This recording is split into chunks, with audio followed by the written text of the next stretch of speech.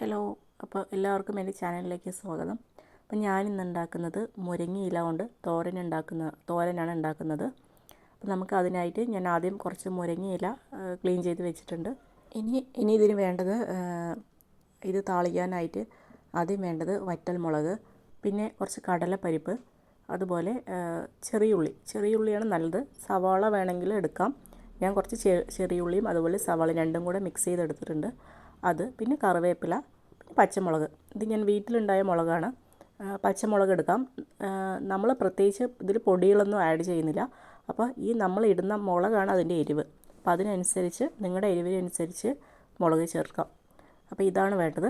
പിന്നെ വേണ്ടത് കുറച്ച് തേങ്ങ ചിരകിയതാണ്, അതും എടുക്കാം. ഇനി നമുക്ക് മുരിങ്ങയില നന്നായിട്ട് കഴുകി എടുത്തിട്ടുണ്ട് ഞാൻ. ഇത് നമ്മൾ ഉണ്ടാക്കി വരുമ്പോൾ ഇത്രയൊന്നും ഉണ്ടാവില്ല കേട്ടോ, കുറച്ചേ ഉണ്ടാവുള്ളൂ. അപ്പോൾ നമ്മളൊന്ന് കഴുകി എടുത്തിട്ടുണ്ട്. ഇനി നമുക്കൊരു ചീനിച്ചട്ടി വയ്ക്കാം. അതിലേക്ക് വെളിച്ചെണ്ണ ഒഴിച്ച് കൊടുക്കാം. അപ്പോൾ ഞാൻ വെളിച്ചെണ്ണ ഒഴിക്കുന്നുണ്ട്. കുറച്ച് ഒരു 2-3 സ്പൂൺ തന്നെ ഒഴിക്കുന്നുണ്ട്.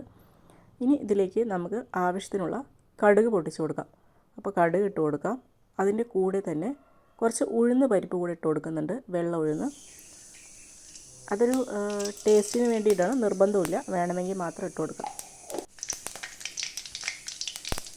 കടുക് പൊട്ടി വരുന്ന സമയത്ത് നമുക്ക് കറിവേപ്പിലയും അതുപോലെ തന്നെ വറ്റൽമുളകും ഇട്ട് നല്ലപോലെ വഴറ്റി കൊടുക്കുക.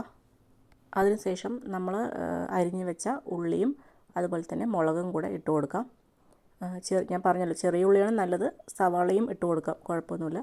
രണ്ടും കൂടെ മിക്സ് ചെയ്തിട്ടാണ് ഇട്ട് കൊടുക്കുന്നത്. അതൊന്ന് ജസ്റ്റ് ഒന്ന് വഴണ്ടി വരുമ്പോൾ തന്നെ നമുക്ക് കടലപ്പരിപ്പ് ഇട്ട് കൊടുക്കാം. കടലപ്പരിപ്പ് ഇട്ട ശേഷം ഒന്ന് വഴറ്റി കൊടുക്കാം. ഈ എണ്ണയിൽ തന്നെ കടലപ്പരിപ്പ് വെന്തുകൊള്ളും കേട്ടോ. പ്രത്യേകിച്ച് സെപ്പറേറ്റ് വേവിക്കേണ്ട കാര്യമൊന്നുമില്ല, അത് വെന്ത് വരും. 1 മിനിറ്റോളം നമുക്കത് ഒന്ന് ഇളക്കിയെടുക്കാം. ഈ സമയത്ത് നമുക്ക് കുറച്ച് ആവശ്യത്തിന് ഉപ്പ് കൂടെ ചേർത്ത് കൊടുക്കാം. നമ്മൾ മുരിങ്ങയില ഇട്ട് കഴിയുമ്പോൾ ഈ ഉപ്പിട്ട് കഴിഞ്ഞാൽ ഉപ്പ് ഓരോ സ്ഥലത്തായിട്ട് പിടിക്കും. ചിലപ്പോൾ ഒരു സ്ഥലത്ത് കൂടുതൽ കുറവൊക്കെ ഉണ്ടാവും. അപ്പോൾ അതുകൊണ്ട് തന്നെ ഈ സമയത്ത് തന്നെ നമുക്ക് ഉപ്പിട്ട് കൊടുക്കാം. അപ്പോൾ ഉള്ളി നല്ലപോലെ വഴണ്ടി കിട്ടും. ഉപ്പും ആവശ്യത്തിനുള്ളത് ഈ സമയത്ത് ചേർത്ത് കൊടുക്കുക. ഇനി ഇതിലേക്ക് നമ്മൾ ചിരകി വെച്ച തേങ്ങയും കൂടെ ചേർത്ത് കൊടുക്കുന്നുണ്ട്. തേങ്ങ ഞാൻ കുറച്ച് അധികം തന്നെ ചേർക്കുന്നുണ്ട്, നല്ല ടേസ്റ്റ് കിട്ടും. അപ്പോൾ അതൊന്ന് ജസ്റ്റ് ഒന്ന് വഴറ്റി കൊടുക്കുക. തേങ്ങ എണ്ണയിൽ വഴറ്റുമ്പോൾ തന്നെ നല്ലൊരു മണം വരും. ഒരുപാട് നേരം വഴറ്റേണ്ട കാര്യമൊന്നുമില്ല, ജസ്റ്റ് ഒന്ന് ഒരു 30 സെക്കൻഡോളം മതി, അത്രയും മതിയാവും. അതിനുശേഷം നമുക്ക് കുറച്ച് വെള്ളം ചേർത്ത് കൊടുക്കാം. മുരിങ്ങയില വേകാനായിട്ട് കുറച്ച് വെള്ളം ആവശ്യമുള്ളൂ. ഒരു 1/2 ഗ്ലാസ് വെള്ളം, അത്രയും ഞാൻ ചേർക്കുന്നുള്ളൂ. അത്ര മുരിങ്ങ ഞാൻ എടുത്തിട്ടുള്ളൂ. ഒരു 1/2 ഗ്ലാസ് വെള്ളം, അതാണ് ഞാൻ ചേർക്കുന്നത്. അതൊന്ന് തിളച്ച് വരുന്ന സമയത്ത് നമുക്കതിലേക്ക് മുരിങ്ങയില ആഡ് ചെയ്ത് കൊടുക്കാം. മുരിങ്ങയിലേക്ക് അധികം വേവൊന്നുമില്ല, ഒരു 2 മിനിറ്റോളമൊക്കെ അത്രയും മതിയാവും ഇത് വേവാനായിട്ട്. അപ്പോൾ ഒരുപാട് വെള്ളം ആയിക്കഴിഞ്ഞാൽ അതിൻ്റെ ടേസ്റ്റ് ഉണ്ടാവില്ല. അപ്പോൾ നമ്മൾ അത്രയും വെള്ളം മതി. ഈ സമയത്ത് ഞാൻ ഉപ്പ് ചേർത്തത് കുറച്ച് പോരായ്മയുണ്ട്, അപ്പോൾ ഞാൻ കുറച്ചും കൂടെ ഉപ്പ് ചേർക്കുന്നുണ്ട്. ഞാൻ പറഞ്ഞു, മുരിങ്ങ ഇടുന്ന സമയത്ത് ഉപ്പ് ഇട്ട് കഴിഞ്ഞാൽ ഉപ്പ് പല സ്ഥലങ്ങളിലായി കുറച്ച് കൂടുതൽ കുറവൊക്കെ ഉണ്ടാവും. അപ്പോൾ ഈ സമയത്ത് തന്നെ ഇട്ട് കൊടുക്കാം. അപ്പോൾ ഞാൻ ഒരു എരിവ് പോരാത്തതുകൊണ്ട് ഒരു പച്ചമുളകും കൂടെ ഞാൻ വഴറ്റുന്ന സമയത്ത് ഇട്ട് കൊടുത്തിട്ടുണ്ട് കേട്ടോ. അപ്പോൾ ഈ സമയത്ത് നമുക്ക് മുളകും ഉപ്പൊക്കെ ചേർക്കാം. അത് കഴിഞ്ഞാൽ പിന്നെ നമുക്ക് ചേർക്കാൻ പറ്റില്ല.